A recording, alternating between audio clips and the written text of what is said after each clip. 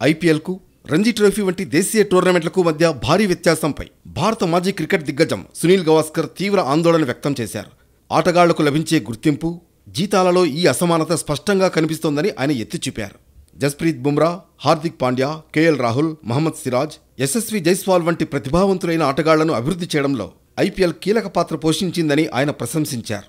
జాతీయ, అంతర్జాతీయ స్థాయిలో చాలామంది తెలియని ఆటగాళ్లను వెలుగులోకి తెచ్చిన ఘనత ఐపీఎల్కుందని ఆయన అన్నారు. ఐపీఎల్లో ఒక మంచి ప్రదర్శన తెలియని ఆటగాడికి కూడా గొప్ప గుర్తింపు, ఉన్నత అవకాశాలను అందిస్తుంది. ఇది రంజీ ట్రోఫీకి పూర్తి విరుద్ధమని, ఇక్కడ మంచి ఆటగాళ్లు కూడా వార్తల్లో నిలిచేందుకు ఇబ్బంది పడుతున్నారని సునీల్ గవాస్కర్ చెప్పుకొచ్చారు.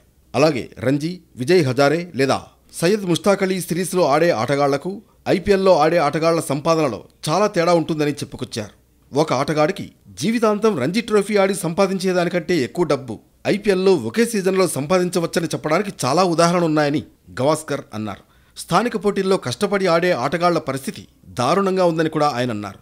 దీనికి పరిష్కారంగా రాష్ట్ర క్రికెట్ సంఘాలు స్థానిక ఆటగాళ్లకు తమ మద్దతును పెంచాలని గవాస్కర్ సూచించారు.